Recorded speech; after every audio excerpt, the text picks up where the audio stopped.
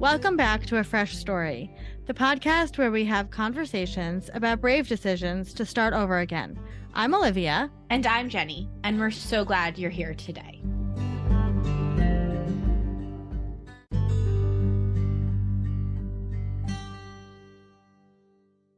Hello, hello, hello, sister. Hello, how are you? I'm good. It's the end of the week, and I would say I'm looking forward to the weekend, but I have two kids, so I don't know. No, not so much. I'm looking at myself. I'm wearing a turtleneck and a scarf, and I'm just remembering there was this very beautiful girl that I took a lot of religious studies classes with in college who always wore like a turtleneck and then this big scarf over it. And she was just very petite. And I thought she was so elegant. And I'm kind of giving myself vibes of her today.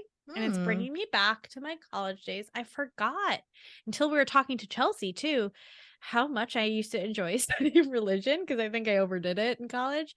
But it really brought me back. So we talked to Chelsea Kim Long. Chelsea Long. Yeah. Chelsea Long. And isn't she Chelsea Kim Long? She is. Yeah. Okay. About her deconstruction of the faith that she was raised in and what that's done to her life and her marriage and how her parenting. Yeah. Chelsea is yeah. It was really interesting for me because I forgot that I knew all of these things and I used to be invested in all of these things. Olivia and I both studied religion in college, but I was a religious studies major. And I was remembering I took a whole class on the writing of the Bible and how that was constructed. And I really loved the conversation we had with her. We talk a lot about how the Bible is just another scripture and you can read it as such. And how you can use that in meditation practices. And I love that. We talked about, the different translations of the Bible, which honestly doesn't sound like a riveting conversation, but Chelsea's so brilliant. I have been friends with her for many years. We met through work stuff and we have become friends, on the internet. She's one of my internet friends and then became like a real life text friend, as we call it. With internet friends, you go from like DMs to then text, and that's how you jump the line. And sometimes you make it all the way to Marco Polo, and then you make it to Marco Polo, and then you make it to real life sometimes, and then it's something, but we don't need that. See me in 2D. That's all you need. Yeah, it's fine. See me in 2D. But Chelsea's brilliant. Chelsea is a content strategist, a beautiful writer, a mother of 3. And, just the thing I love most about Chelsea is she's curious, right? We talk a lot. We talked with Daniel Rinaldi about this too, is she is so curious. She asks questions and she walks into the room and says, well, why is this the structure? And why is this happening? And she disassembles things and she reassembles them. And, we talked a little bit kind of about her structure in her marriage and how it related to the conversation we had with Laura Danger and so it was a beautiful honest conversation about faith and spirituality and religion. And yes, I was about a couple credits short of being a religious studies minor, and I didn't want to take the final class because you had to go visit different religious institutions on the weekend mornings, and I was like, I'm not doing that. But I did take one class with my friend Eric Uwaski. Shout out to Eric. And it was a cupcake. His name was Cupcake in college. It was a class on cults. We took this amazing class on cults. And we had this wild professor. I have to find him. That's not what the story is about. I don't think I've even told Jenny the story. This is a very embarrassing story I'm going to tell to our podcast audience. Okay. This was back in my days when I was heavily dieting and I was not eating sugar, but I was not eating sugar, but I was eating everything fake sugar. Yeah. Back in I was 22, 21. And so one of the parts of this cult class is we had to go visit different, commune. No, it wasn't the commune. That was another story. I see you don't know the story. We had to visit, it was a yoga studio, but it was a very I don't know, a one of those maybe a cult hot yoga. It was maybe a cult yoga studio. And we took a bus into New York City from New Jersey. And the problem was I had just eaten a pack of sugar-free gum. Oh no. Okay. And we go into this yoga studio and they wanted us to sit in silence. And I couldn't stop farting. And it was so traumatizing. And I had to make them. It was my You know whole what time. though? Was Eric there with you? He was, but he And didn't that is know. the only person in the world I'd want to be there with me. So non-judgmental, Yeah, but so like sweet. I struggled with making them quiet. I didn't want to make noise. I remember the pain in my stomach like it was no other. Like that Trident gum, so I had to sit in this like hour-long meditation, try not to fart, and it was really horrible. Which is So funny because I feel like, if you're actually in meditation, like, can fart. Whatever, man. But, anyway, Chelsea's also a beautiful yoga teacher, and she shares and I think Chelsea would say fart if you need to fart. Chelsea has a beautiful newsletter too, and she has meditations that she writes She and writes, yeah. she writes and she guides people through. And so we'll put all the links to sign up to her newsletter in the show notes. But it was a beautiful conversation. I just had to share that story because I've never shared that story with anybody. So no, so you thought, why not? Why not here on the podcast? How about the world? The world now knows. Anyway, enjoy the conversation with Chelsea, and please remember to rate, review, and subscribe to our Fresh Story so we can keep telling Fresh Start stories.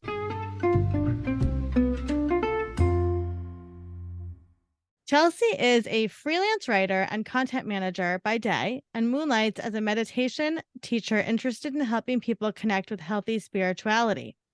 She's currently writing her first memoir on finding her voice through the challenges of motherhood. She lives in San Diego with her husband and 3 children. And I'm going to share a little bit about how I know Chelsea. I don't even know if Chelsea knows all this, but years and years ago, when I was an avid Whole30 person and I was working for a baby company, we were looking to work with some other companies and do collaborations. And so I was like, well, let me try to get in touch with Whole30 because I used them and I was paleo for many, many years. And so I reached out to them and Chelsea was over there doing the mom and baby part of the Whole30 program. And so she reached back out. We became very friendly, chatting. And that was like, I don't know, 8 years ago. Over the course of the last Almost 8 years, a decade, we've become friends. And the fun fact, I actually applied to work with you guys. I don't know if I ever told you this. I was like 2 weeks postpartum with Wyatt, and I was like, I have to apply. This is my dream job. I have to work with Chelsea. And then I didn't get it, and thank God I didn't get it because there was no way I could have done that job. But at the time. But Chelsea is not just a beautiful writer, but Chelsea and I talk a lot about spirituality and faith and what it means to have a platform, and she is multifaceted in everything she does, has a beautiful newsletter which we'll link to. So Chelsea, I'm so excited to talk to you today. Thanks. I'm so happy to be here. Chelsea, we are thrilled to have you here. I see your coffee in hand. We're keeping warm. Why don't you take us back to the beginning of your Fresh Start story? Yeah. So as I was kind of thinking about coming on the podcast, this is kind of the first time I've framed my story in this way, but it's been really helpful. As Olivia mentioned, I'm writing a memoir, which kind of chronicles my life from the birth of my oldest son, who is almost 9, up until kind of more recently, definitely post-COVID. So as I think about my story, I feel like the moment that my fresh start happened was actually like smack in the middle of the lockdown, the COVID lockdown. And it was a really culmination moment for me of a lot of inner work that I had done, and then also just like reaching a breaking point. So as I think of it in terms of like my fresh start, I think of, that was such a hard, painful time for probably all of us. And I also had decided that year I was going to do a totally dry 2020. So I think not having like that numbing coping mechanism, I kind of it's almost like I seized on the opportunity, but I also felt like I just was more like compelled because the opportunity that I saw in the COVID lockdown was like, we had nowhere to go. We had no distractions. Our entire life schedule was just completely uprooted. And I took that opportunity to be like, basically, I'm going to redefine my role in the family. And I feel like there's a lot that goes into that. So let me kind of unpack that. I have 3 kids. I have a 8-year-old and 5-year-old twins. And I grew up a very conservative Christian and kind of imagined that the pinnacle experience of my life would just to be a wife and a mother. And I never imagined myself having a career. And then I had my first, and I had a traumatic birth. I had postpartum depression that lingered on for a couple of years. And I experienced the gamut of really hard, painful things within motherhood. I had an accidental pregnancy. I had a miscarriage. I experienced 2 years of infertility after already having a child. I did fertility treatments, I ended up getting pregnant. And even though I was happy that I was having twins, there's also this side of it that was like, oh my gosh, are you serious? Like nothing ever just is simple when it comes to me and motherhood. And along the way, I was also, over that it's wild when I think of it now, because I'm like, that was all happening from 2014 to 2017, 3 years. I felt like I lived 100 years in that time.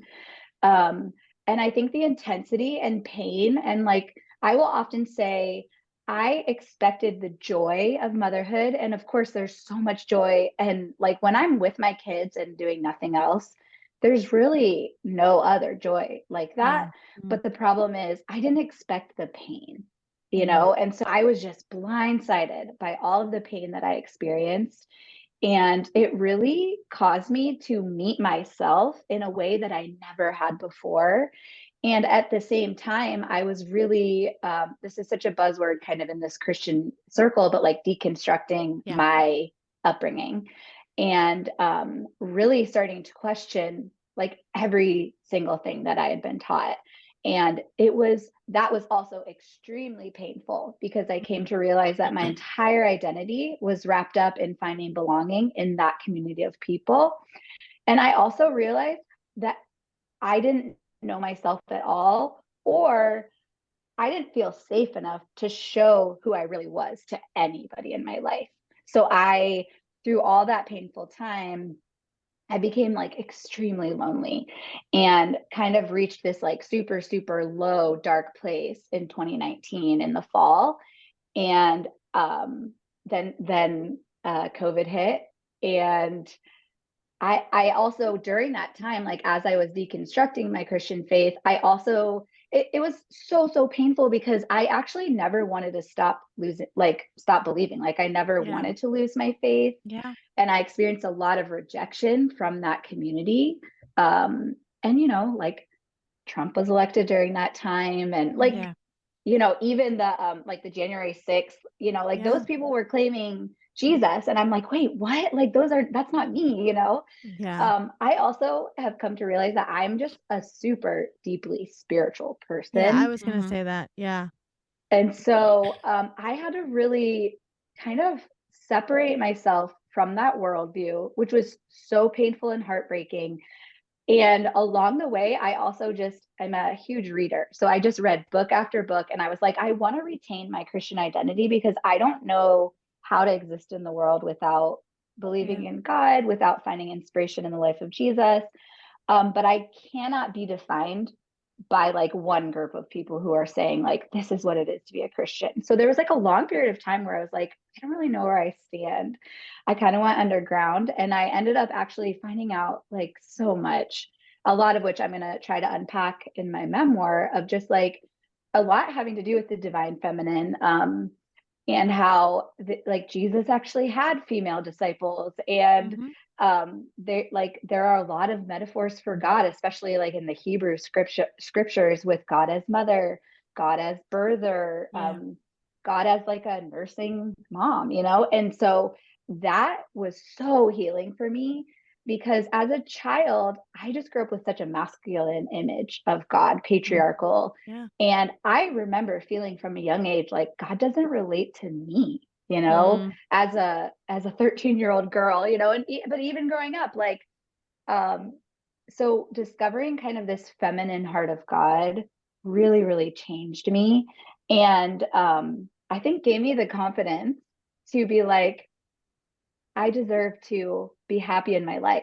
And so going back to that 2019 kind of darkest, lowest moment, and then 2020 hit, I just I just seized that opportunity to be like, how our family has been arranged, like, even though I feel like my husband and I both would have said like, oh yeah, we're feminists, like equal rights for women, like I have a career and I have kids.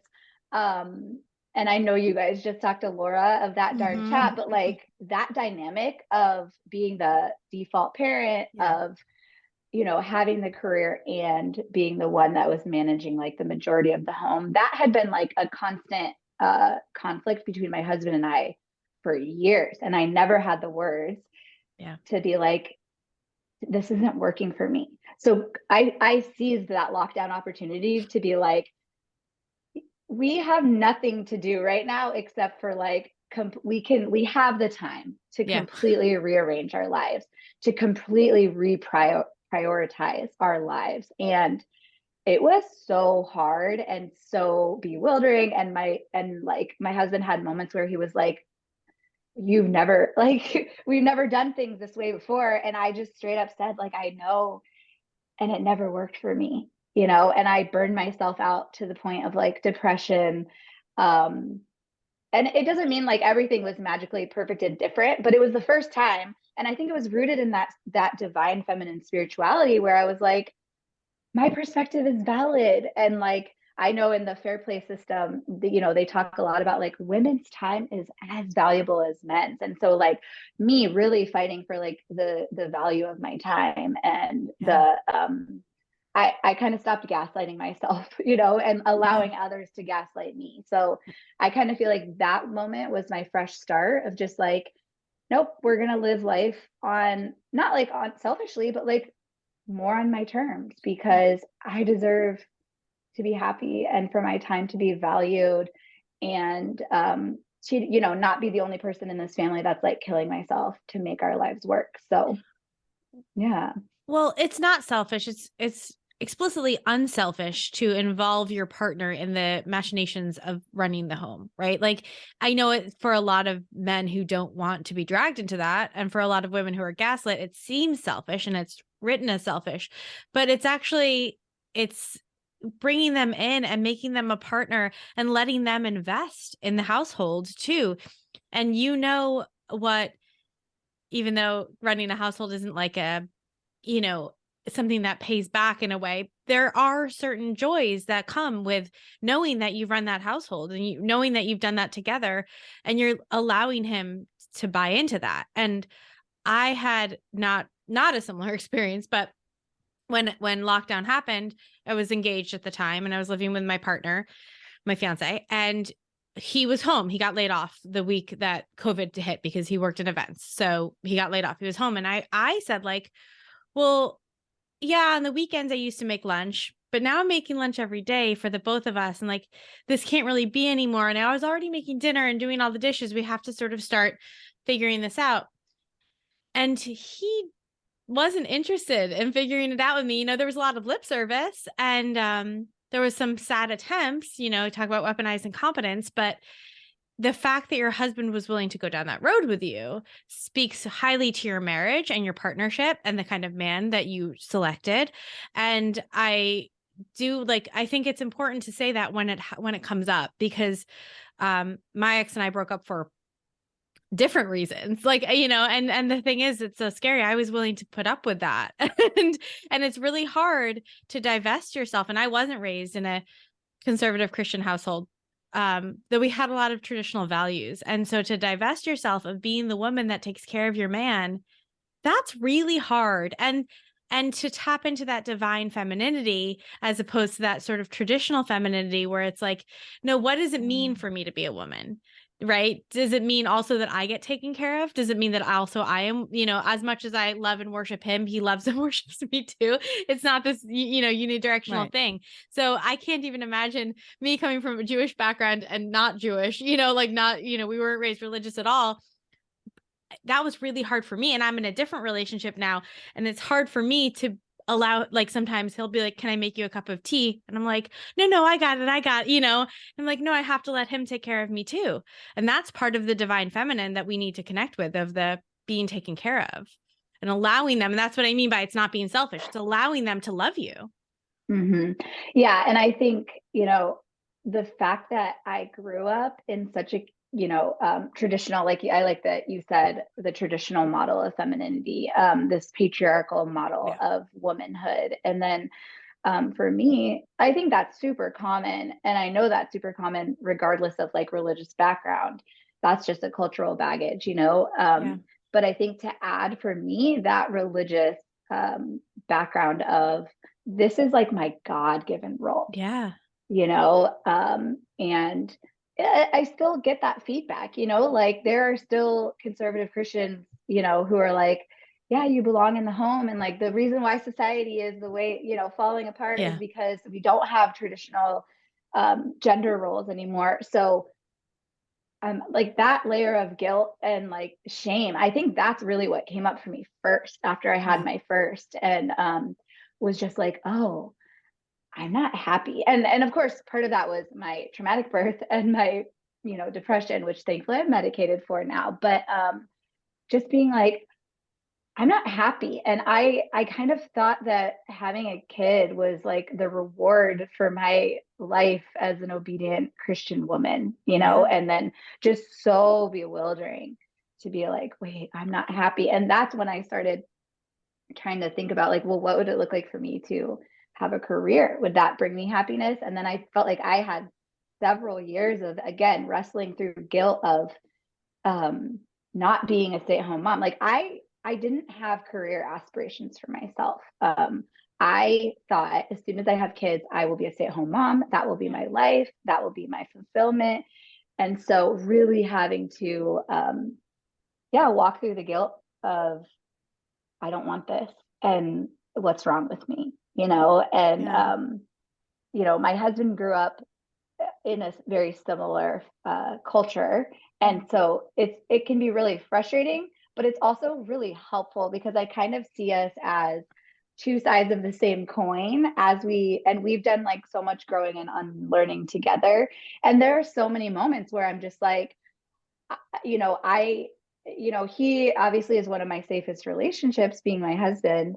But even so, it was really scary to step out and be like, this is what I need, because I didn't know, if he could meet me there, And so I'm really thankful, that he has been able to meet me there. And it's been with a lot of conflict and a lot of hard times and all of that. But yeah, I mean, he really has. So I think it's been really helpful as we've kind of unlearned together, because I kind of know how he sees things, but just like from the man side, and I see things from the woman side of like how we were kind of, I don't know, indoctrinated is a strong word, but how we were taught and the things that were modeled for us in our homes and in our churches and things like that.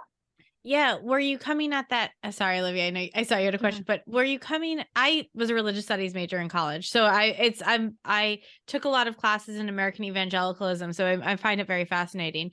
Were you journey wise, and you don't have to tell his story. Obviously this is you talking, but like, was he sort of with you? Was he a couple of steps behind you? Like, how did that work out? I mean, a lot of marriages don't survive this, right? A lot of marriages don't survive one person deconstructing.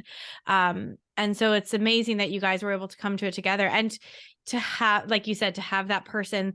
So you're walking into it together. You're potentially holding hands, but yeah, what was that like, the steps, and were you pulling him towards the light, or what was happening?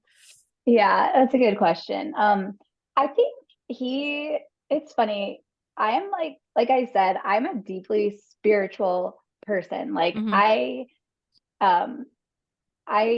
it's so funny. Like, I feel like I'm not even allowed to say this, but I really enjoy being like a spiritual leader. And which is like such a no-no too. It seems like in like the tradition that I come from, it's like, oh, women can't be spiritual leaders, or the women get authority like from their husbands or like under male leadership. But I would say like we definitely, the first issue that we deconstructed was, we don't think it's a sin to be gay, and so that was definitely, we read the books together, we listened to the podcast together, and we've kind of been in step about that. Obviously, like my journey with the divine feminine and like all of that inner work was uniquely mine. Right. And out of that, I think I gained more confidence to use my voice and be like, the things that I think are real, are valid. My experience is valid. That's another huge issue with the church, is that for a long time, only one perspective was seen as valid, which is mostly the white male perspective, right? And I think that is changing now, where we're seeing like, no, actually, like the way that I approach scripture is valid. Like my life experiences are valid. My experience of God is valid. And I think the part where sometimes I felt like I had to kind of, drag him along were more around the ways that I would never speak up about things. And then I started speaking up, and he was just like, whoa, like, I think how it kind of manifested at first was just like rage, just like anger. And it was almost like, this won't come out unless it just flies out, like there was not a lot of filter, because I think my system was afraid if I tried to filter it, I would shut myself up again. And so like one big moment that happened was when I was pregnant with my twins. So my twins are boy, girl, and I already had a boy.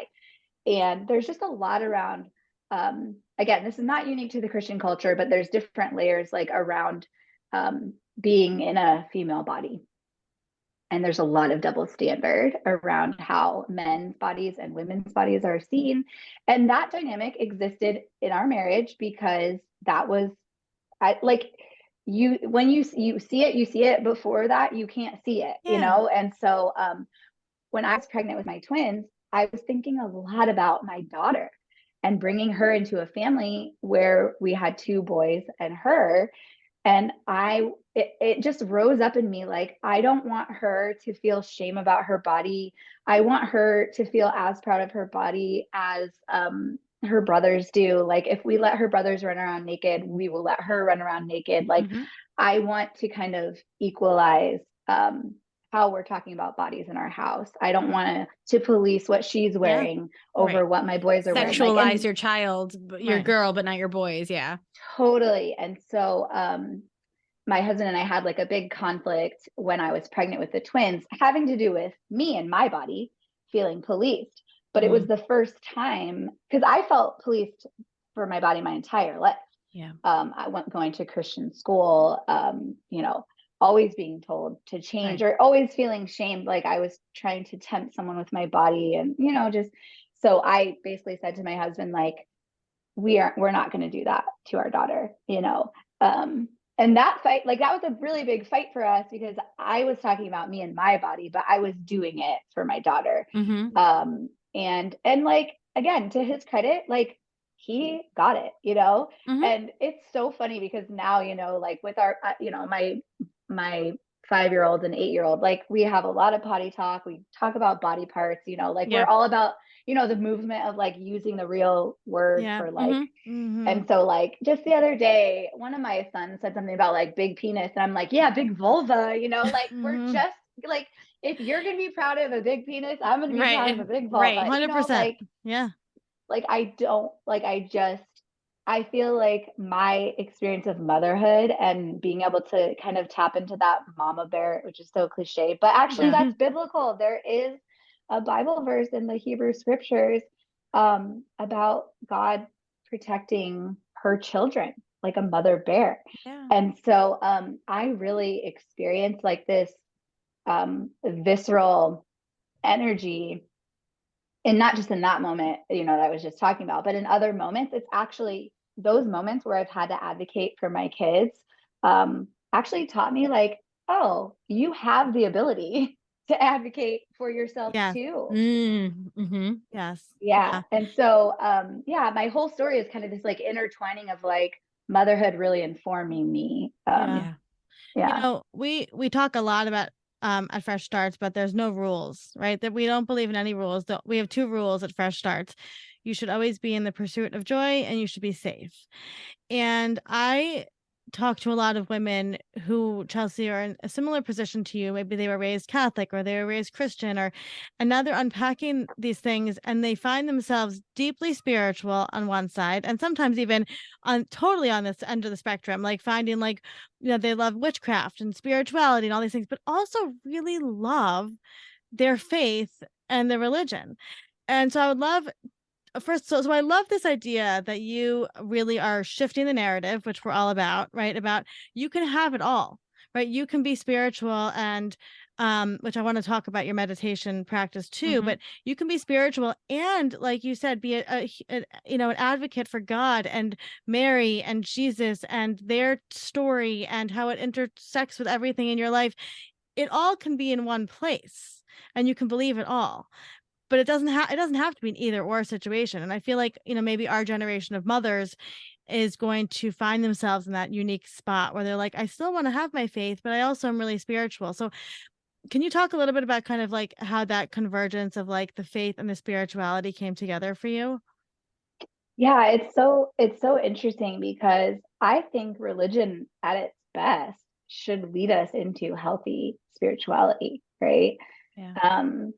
And so I think as I look back at the faith that I was raised with, and it's hard because no one around me had bad intent, and I think it's just the culture that raised me more than even like my specific family, Yeah. But I think, it's interesting to think about like religion as being in opposition to spirituality. But I think the reason why is because so much of religion asks you to separate parts of yourself. And I am very, very convinced that that's not the right way to go about life, And I think a lot of my journey over the past year, I've been doing internal family systems therapy, IFS, and it's been really amazing because that whole therapeutic model is all about reintegrating parts of yourself and kind of like welcoming them with compassion. And I think anybody, maybe not anybody, but most people probably that grew up like in this really conservative, rigid, any religion, we've just been asked to exile parts of ourselves because whether that was like a spoken thing or an understood thing. I think for me, there was this understanding of like, oh, lots of observation, lots of like realizing, oh, I can't say that out loud. Right. I can't question that. If I think this thing, I must be wrong. So a lot of suppression of your intuition. And especially as a woman, I think it's like kind of doubly worse because we don't see our perspective being validated. And so, now so I can understand why people are like, oh yeah, religion is in opposition to spirituality, because I think a lot of times that's the way that it's been used. Yeah. But, I don't actually think that's the correct use of religion. And I went through a long time where I was like, do I even want to call myself a Christian anymore? Like, because I feel like I feel rejection on both sides. I feel rejection from the side that's like, you're like how I used to see the world. That's like, oh, you're not a Christian. Like, you don't believe XYZ, like Orthodox believe. And then from the side of people who are, I don't know, like never been a Christian, never cared about that, who are like, oh, you're a Christian? Like, what does that mean about you? Like, and so I'm like, wait, I'm like neither of those things, but I've even just over the last 6 months, I've really realized like it does feel important to me to retain my Christian identity and to kind of continually say like, but this is what it means for me. This is like how I'm defining it. And I think really, it's because I am a deeply spiritual person, and I can't really separate the way that I see spirituality from that Christian lens. And so it's been a lot of like reclaiming And just being like, now I'm kind of to the point where I almost feel like I speak two different languages, because I can like translate between like I was just having a conversation with a friend this weekend who is still an evangelical Christian. And she was like talking about how she believes that God is a God that redeems. Like at the end of our life, like we will experience redemption. And I said to her, like, I think integration is redemption. Like, I think this work of bringing back these like disparate parts of ourselves to wholeness, finding acceptance, finding radical compassion for all the parts of ourselves, like that is redemption, you know? Yeah. Do you think, so this, my fiance and I talk about this a lot, because we talk about this, well, the idea that like heaven can be on earth and that like integration, like your redemption can be now. I think that scares a lot of people, right? I think the idea that like it's not going to be bigger and better than all of this. It's not going to be fluffy white clouds and robes, but it's that you have to do the work right now, like every day, to find that heaven.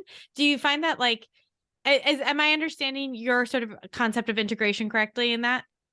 Totally. I think like I've been thinking about this a lot. I think, you know, that's definitely the faith that I was raised with, was like escaping hell, Yeah. and then going to heaven after you Yeah. die. And it's kind of like any means justify that end, right? Right. Yeah. You can live a miserable life, you can cause harm. And we see this in the church, like it's so infuriating. Um, but like as long as your soul is saved, then you're Right. good. Yeah. Yeah. I was always fascinated by that because like I said, I studied evangelicalism a lot in college, and this idea that like it's a constant, and it helps me with other things, but that idea that it's a constant redemption, backslide, it allows for a lot of things, allows for you to do a lot of things because it's expected that you're going to backslide again, and then you'll go back and you'll be saved again, and it's fine. And it's this constant weaving in and out.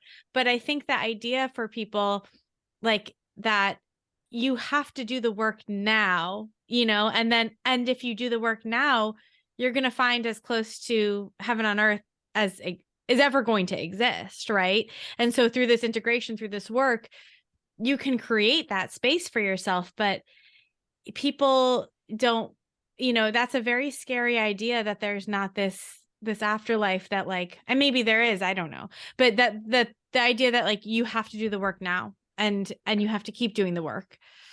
Yeah, I mean it's hard because I think like you really like, who knows what's going to happen after you die? Like I don't know. And like people want to pin it down like, well, do you believe in that? And I'm like, I mean, I don't know that it really matters to me at this point, because that's what I say too. Yeah, and like, you know, I know Olivia, you had said, you know, in terms of my meditation practice, but I'm really, really informed by I've been practicing yoga for over a decade. And so very informed by like yogic philosophy, you know, parts of Hinduism, Buddhism, and like a more Western mindfulness practice. And I really just am like, yeah, maybe there's a heaven. Maybe I actually don't think there's a hell. But or not in that conception of like eternal conscious torment. Don't believe in that anymore. But like all we actually have is right now. And like how are we experiencing our life right now? Do you guys care if I read this poem? I actually just posted this morning because I was like, yes. So this is from an 8th century Sufi mystic named Rabia. And I like love this. She said, I carry a torch in one hand and a bucket of water in the other. With these things, I'm going to set fire to heaven and put out the flames of hell, so that voyagers to God can rip the veils and see the real goal. And I was just like, yeah, like it's fine to believe in the afterlife.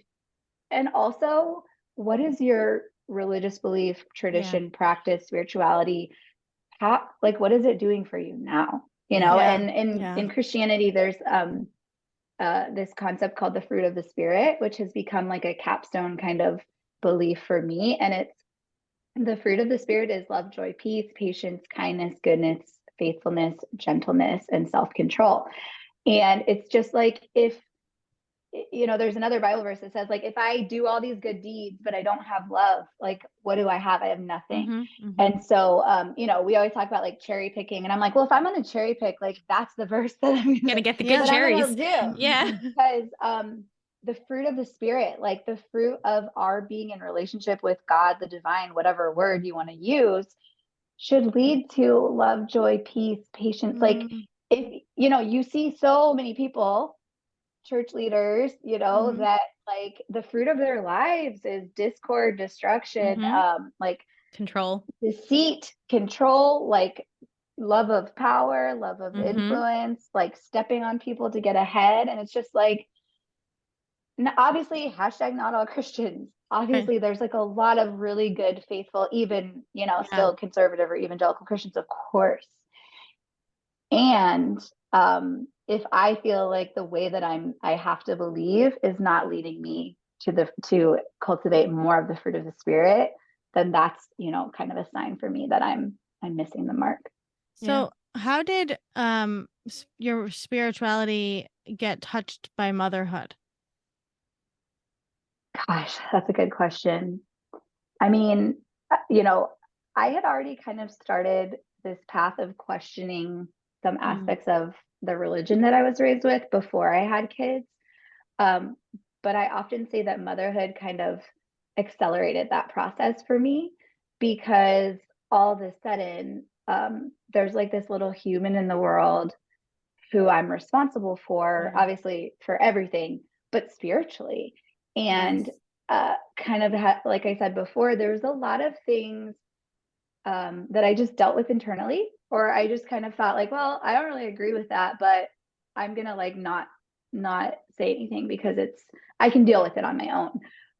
But now that I have a child, I don't want them to grow up believing that, you know, like looking down at my baby and being like, oh, if he's gay, I don't want him growing up in a culture that doesn't fully accept him and love him for who he is. And then I feel like it even more so with a daughter, because that hit even deeper of like, these are the things that I have just learned to accept. And I can deal with as an adult woman, but like, why would I pass that on to my daughter? And it gave me kind of like this bravery and strength to be able to finally be like, no, I'm not. Yeah. You know, it's interesting, Chelsea, because I'm doing my own unpacking and studying. And one of the big things I'm doing a lot of unpacking is limiting beliefs, right? Limiting beliefs. And I'm taking this course, and in the course they said, essentially, you have to look at, you know, if you have a client or somebody you're working with, you have to be able to look at them and fully 100% believe that they have no limiting beliefs. And I was thinking about, I actually started to cry as I was doing the course, and I thought about my own children. You have to 100% believe that they can do anything, that they right, have no limits. Right. Yeah. And so you can have you don't have limiting beliefs for them, right? About You don't them, put yeah. your limiting beliefs on them, right? So I was like, well, I don't have any limiting beliefs for my children, right? If my kids came to me and said that they wanted to go to the moon and be live there, I'd be like, cool, like I'll take you to space camp, right? But for myself, I still have so many limiting beliefs. And I feel like that's a little bit like of what you're saying, right? Where it's like you looked at your children, especially your daughter, and you were like, I want this world to be a different place for you. I want you to do whatever you want. But now, shoot, you're like, I'm looking in the mirror holding my baby on my hip, and I'm the one that nearly needs to talk to myself about this stuff. How is your, now you didn't, you have you always been a writer, or because I know you weren't necessarily, I didn't meet you as a writer. So what's the story with your writing? Yeah, I mean, I've always been a writer in the sense that I have journals from when I was like 8 till now, you know, and now I look back on it and I'm like, oh, writing has always been a spiritual practice for me. Writing has always been my form of prayer. And I remember, especially in college, I knew when I was avoiding processing something when I wouldn't write about it, because I often like wrote my journals as if I was writing to God. And so it's kind of like, oh, I know I'm not ready to deal with this if I don't write it. And then after I got married, for like a couple years, I call those my silent years. I didn't write. I didn't write. And that was you know, I moved across the country. I had no friends. Like that was a really uprooting time in my life too. But then after I had my first baby, I just felt so lost to myself. I didn't know like what my hobbies were. I didn't know, just nothing. Like I lost my entire sense of self in the aftermath of his birth. And so I think that drove me back into writing because it felt concrete, Yeah. And so I think over the years, then I ended up, getting my job, and that kind of, itched that creativity scratch for me because I still work in content, and so I still love creating content. I was always writing, especially in that job. I wrote a lot about motherhood, which was kind of perfect because it was just my experience. I had fun doing that. I loved helping other moms. And then once I kind of realized my role changed from being like mother focused to more marketing focused. And it wasn't as satisfying for me. And I realized that like I really wanted to do something that felt like it was providing more support, like directly support to women. And so that was when I started, writing my meditations, was because I wanted a creative outlet that felt really meaningful. And so I just started, actually, like the very first meditation I ever wrote was based around the fruit of the spirit, because I'm like, this is a really helpful concept for us to consider, like, where is our relationship with the divine leading us? And so, now I try to write I do write one new guided meditation a month. And I feel like it's tricky because I'm in this like weird middle space where I still draw inspiration from the Bible and like this, especially like the stories of Jesus, and actually a lot from like the poetry in what we call the Old Testament, but the Hebrew scriptures. So I'm like, I know for some people that's like super triggering, or that's kind of like, that's not relevant to me. But I'm trying to like put the Bible into a place where it's like, it's a sacred text. We can find, like, there's a lot of them. Yeah. Yeah. And I'm moving towards seeing Christianity as like a wisdom tradition where we can, like, I think it's so tricky, my relationship with the Bible, because I grew up, like, I have so much of the Bible memorized, like it just lives rent free in my head. And that's been another part of like my reclaiming is like these verses that I was taught meant one thing. If I can like unpeel, like those layers and like actually look at this, and that's another piece of like my perspective being valid, like my life experience informing like my reading of the text versus like, oh, someone told me that this is what this meant, and so like one verse that I really love says, don't you know that your body is a temple of the Holy Spirit? And it goes on to say, like, therefore honor God with your body. So growing up, that verse, like every verse, was preached at us in youth group to like not have sex, right? Like keep your temple pure by like not having sex before marriage. But now I read it and I'm like, this is actually so beautiful. Like your body is a temple for the Holy Spirit. And I take that to mean like every spiritual experience that I have, it happens inside of my body. And that is such a revolutionary. I know you two talk a lot about body image and all of that, stopping the war with our bodies, but like seeing our body as the place where we can cultivate spirituality, it's incredible, Yeah. Is there a translation, like a new biblical translation that you like to refer to? Because I'm totally with you. Like, let's see all of these scriptures, let's see all of these writings as just reference books, right? Texts that we can go back to, poetry, beautiful writing. And so much of the way that the Bible was translated has to do with who translated the Bible, right? And who wrote it, because a lot of it wasn't translated as much as it was written by a man at some point in the 7th century.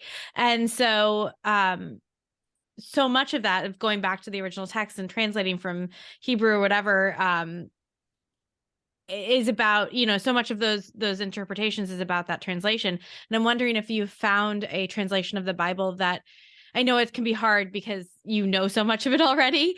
So it's kind of, this is the translation you have, but I'm wondering if you have a one to recommend. It's so funny because it's like a total kind of like line in the sand, like what translation do you read, you know? So like I grew up with the NIV, and then later it like the ESV was like the conservative translation. Now if I'm like just gonna read the Bible, and again, this is like such a, it's so funny if you're like in the world, it's like, oh, you're that kind of person. But there's a translation called the Message, which was written by a really dear, faithful pastor, Eugene Peterson. He also authored a ton of books, but it's like a very lyrical translation, and it's not like a word for word translation. It was more like he took a phrase and then also put it more into like modern language, and also tried to capture more of like the heart of it. But that's a good translation. Like if you know anything, you know, I studied Russian in college, and so we would translate Russian poems, and it's not about word for word, right? You have to capture the spirit, and so much of what you decide the spirit of that word is what you're coming at it with. So you have to trust the person who came with that text, and it sounds like that is an interpretation that you quite like and you trust in. I like that one. And then another one that I feel like more progressive Christians recommend is the NRSV, which I think is a lot more of like a traditionally translated version. But really, there's another version that's really cool too. That is, it's a First Nations translation. So like a council of like indigenous peoples in the US came together and created a translation of the New Testament that is really informed by like indigenous spirituality. In that version, they like give like, you know how in Native American culture their names have like these meanings. So they gave like each character name a meaning, and in that version, Jesus' name is Creator Sets Free, and I love that. I like that too. So yeah, I tend to kind of bounce around, and like often when I'm doing my meditations, I will pull up, there's like a website that it's so funny now that I'm like going back to these, but it's like in high school, we had to write these papers. I went to Christian high school. They're called exegesis, and it's like studying the text, but I was always coming at the text with like a foregone conclusion, you know? So now I use these same websites like blueletterbible.com, and I will just pull up like this verse in every translation. And I often will just kind of like read through them and be like, what did they say? How did they say it? Which one resonates with me? And sometimes I go back to the one that I was raised with, and that feels really good too, to be like, for years I couldn't read the Bible because I just didn't know what to do with it. And now I'm like, it's so funny, even though so many people would be like, you're not a Christian at all. To me, I'm like, I actually feel more Christian now than I have in such a long time. It's just that it means something so different to me.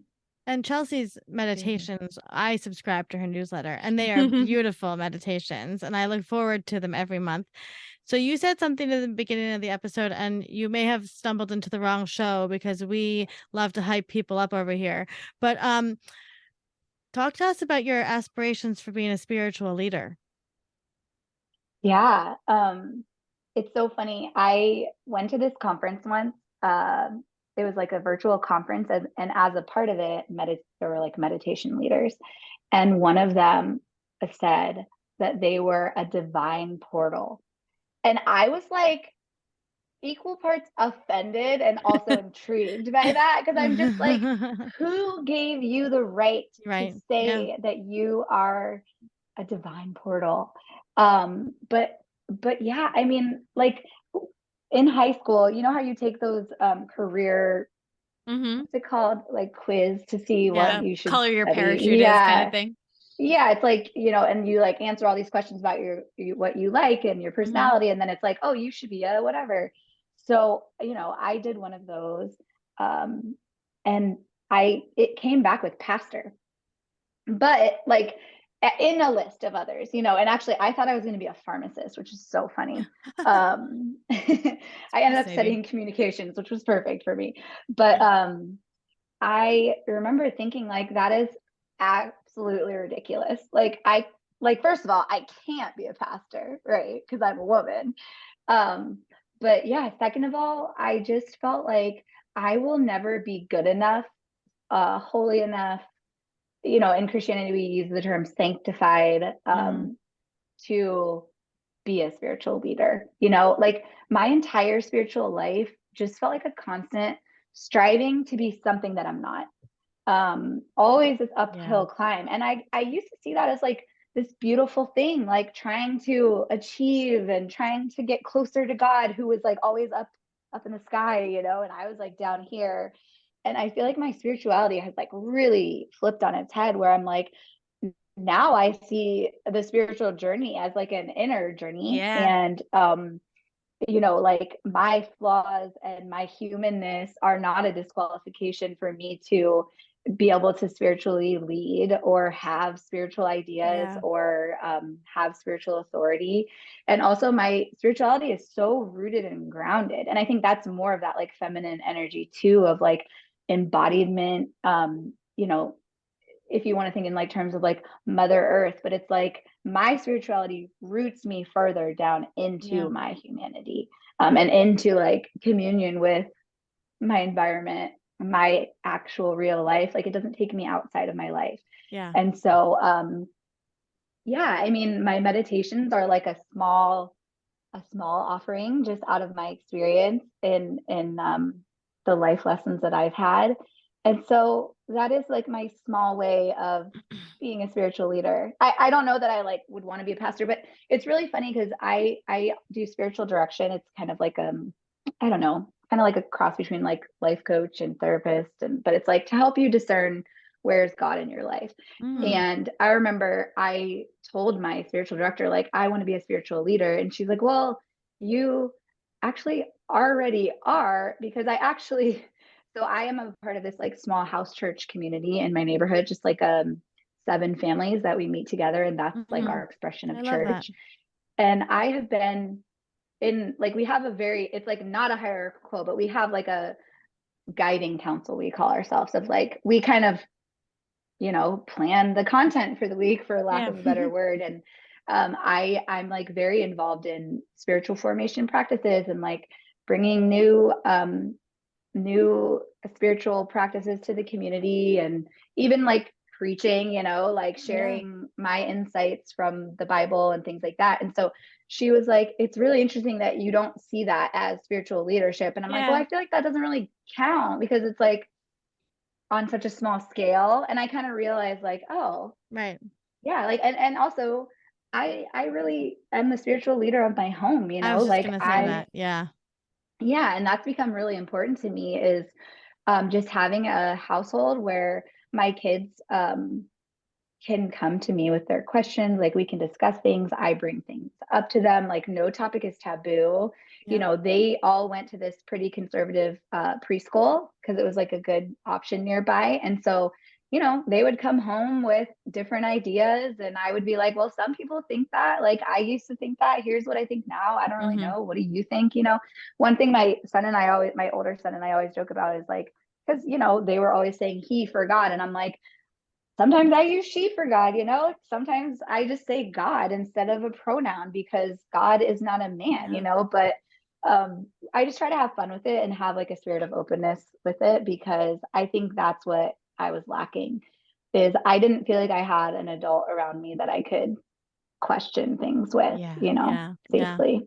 Which like, as you, so much of what you're talking about with deconstructing and unpacking your spirituality and realizing that you don't want your daughter to be suppressed in the same way in the faith as you were, is also about family systems, right? And realizing you don't want your daughter to, we don't say that to aunt whatever, and then realize, I'm not doing that to my kid. I'm not putting them in that situation. So much of it, it starts here and then it just trickles down, and the unpacking is good for everything, right? It is a net benefit, like net good to your life generally. And I have compassion for that response, because sometimes I have that response, like the desire to control your kids is strong. And then sometimes I'll catch myself in a moment and then I like literally like rewind it back. Let me start over. That's not actually how I want to approach that. And I think even just that is really powerful. And I can hold space for people who are like, I don't have your experience. Like I'm a conservative Christian and I don't feel oppressed. I don't feel, and I'm like, that's so amazing. I never wanted to. And I did. Right. And so this is like how I'm trying to, like, I think that's the thing that's really hard for me is sometimes is it's like, you know, now deconstruction is like everyone's talking about it, you know, and they're like, oh, people just deconstruct because they just want to do whatever they want and justify their sinful life and whatever. And it's like, I promise you, like, I didn't ask for this. Like, I would have wanted nothing more than to like be happily like this, you know what I mean? But like, I not don't have to take know. apart my whole life and reconsider. It's so interesting because what you're talking about is creating an observational self, right? And that's like a lot of what they talk about in therapy is that you go to therapy to create an observational self. So when you think the thought, like, I don't want my daughter to say that, you reflect on it and go, actually, let's think about that. And Thomas, my fiance, and I talk, he's a huge meditation person. And like, I told him I'm going to get him a drum that says meditation because he just beats that drum all the time. And, we always talk about like how I created that observational self through therapy and he created that observational self through meditation. Like however you get there, you need to get there because that's the place that's the important place to live in. Like whatever you do after that you'll figure that out. But creating that self where you go, oh, why did I react that way? Well, you know, why am I doing this? Why am I thinking this? That's the important bit.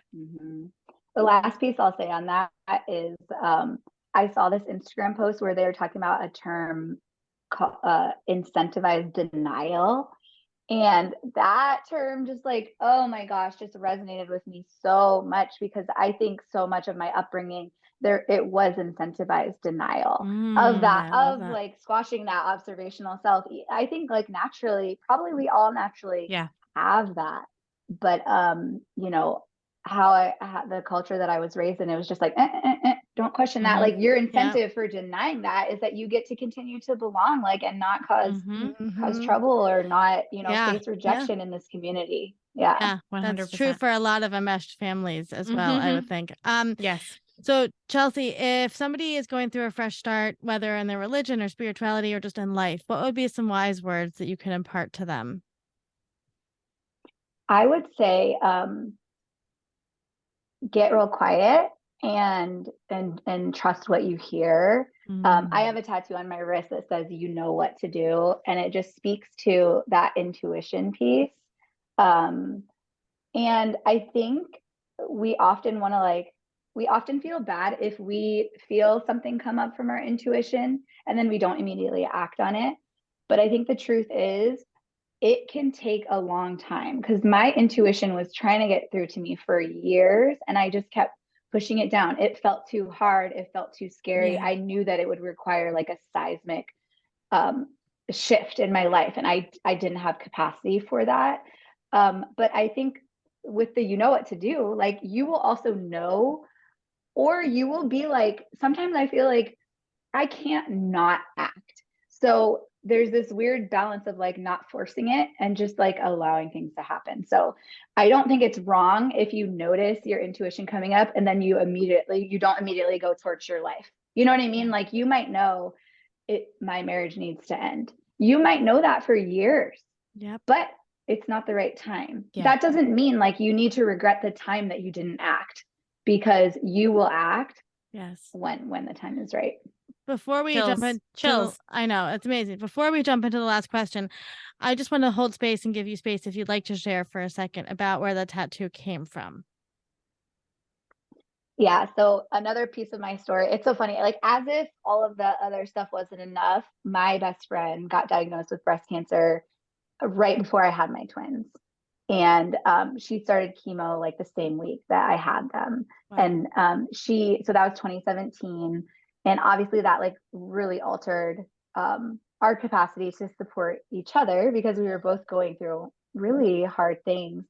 And then she passed away in March of 2021. So she went into remission and then she had a recurrence in 2020, which just again added to like the massive anxiety, pain, it was horrible. So she passed away in 2021, but some of her last words, her sister-in-law, who is one of my best friends as well, we knew, it was apparent she was about to pass away. And her sister-in-law kind of desperately was like, what do we do? Like, what do we do without you?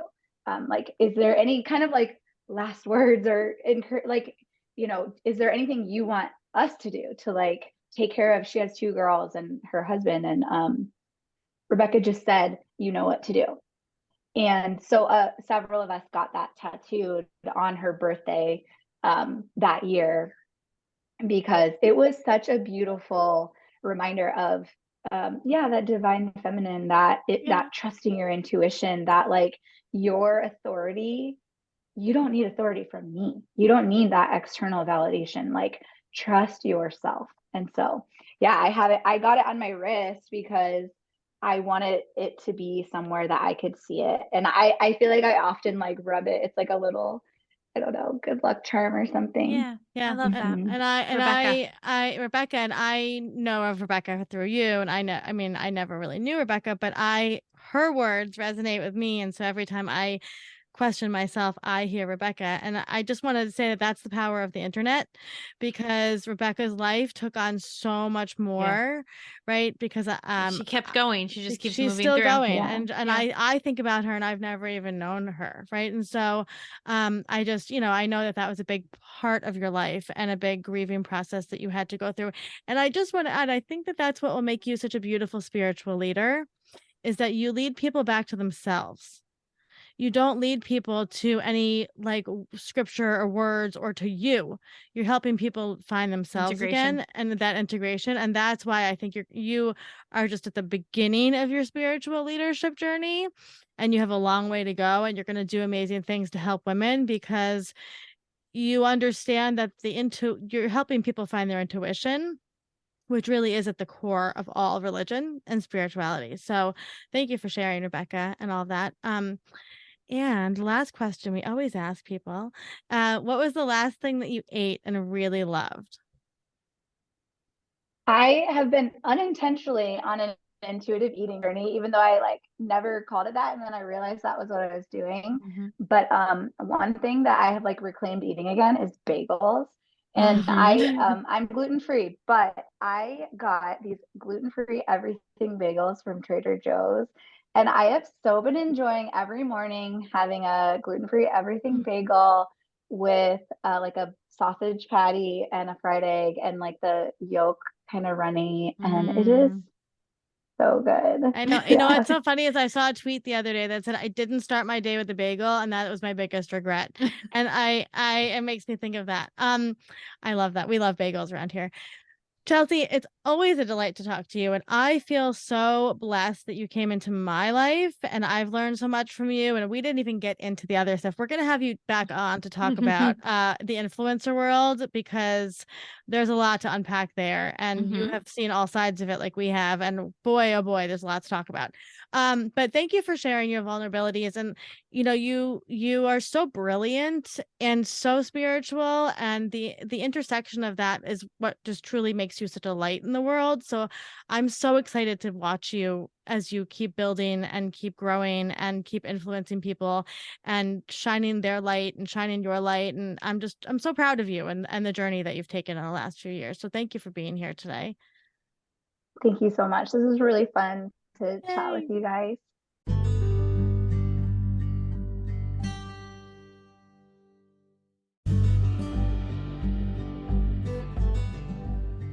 Thank you for listening to today's story. We're always here, and we're proud of you.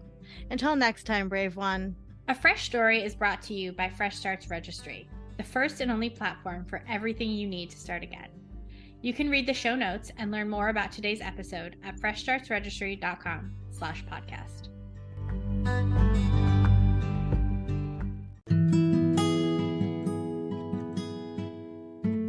As always, we want to remind our listeners that while we strive to provide accurate and helpful information, we are not medical doctors or mental health professionals. We want to remind you all that the information shared in this podcast is not a substitute for professional advice. We highly recommend consulting a qualified healthcare or mental health professional for any concerns or questions you may have.